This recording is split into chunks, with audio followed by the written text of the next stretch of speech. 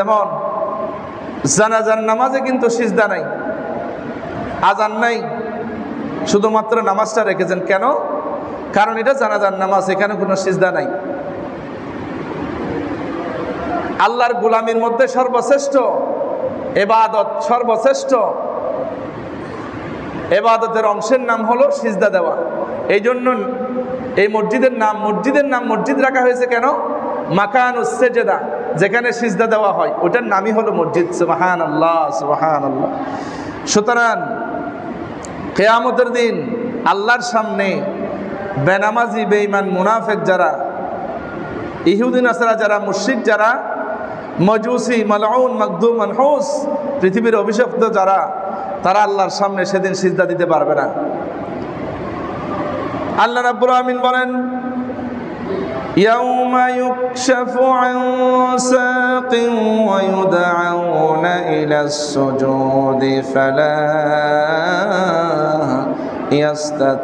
ইয়াস্তাতিউন খাশিআতান আবসারুহুম তারহাকুহুম যিল্লা। আল্লাহ পাক বলেন, কিয়ামতের দিন আল্লাহ যখন আল্লাহর সামনে সিজদা দেওয়ার জন্য যখন আদেশ করবেন, সেদিন মুমিন, মুসলমান, মুত্তাকি যারা নামাজি ব্যক্তি, যারা কেউ সিজদা দিতে পারবে না।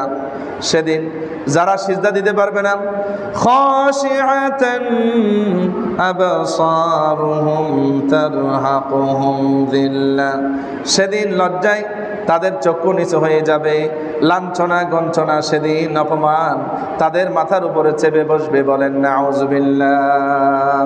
সুতরাং আল্লাহ পাকের গোলাম, আল্লাহর গোলামের নমুনা হলো 5 ওয়াক্ত নামাজ আদায়ের মাধ্যমে আমাদেরকে আল্লাহর বান্দা সেটা স্বীকার করতে হবে, পরিচয় দিতে হবে। আল্লাহর বান্দার পরিচয় হলো 5 ওয়াক্ত নামাজ আদায় করা। 5 ওয়াক্ত যারা নামাজ পড়ে না, 5 ওয়াক্ত যারা নামাজ পড়ে তারা হলো আল্লাহর গোলাম, যারা 5 ওয়াক্ত নামাজ পড়ে না তারা হলো শয়তানের গোলাম। সুতরাং শয়তানের গোলাম যারা, তারা জাহান্নামে যাবে।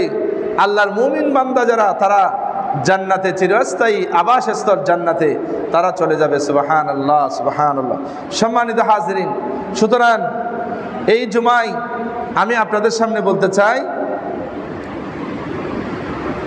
এই মাস হলো হজের মাস, হজের প্রস্তুতির মাস।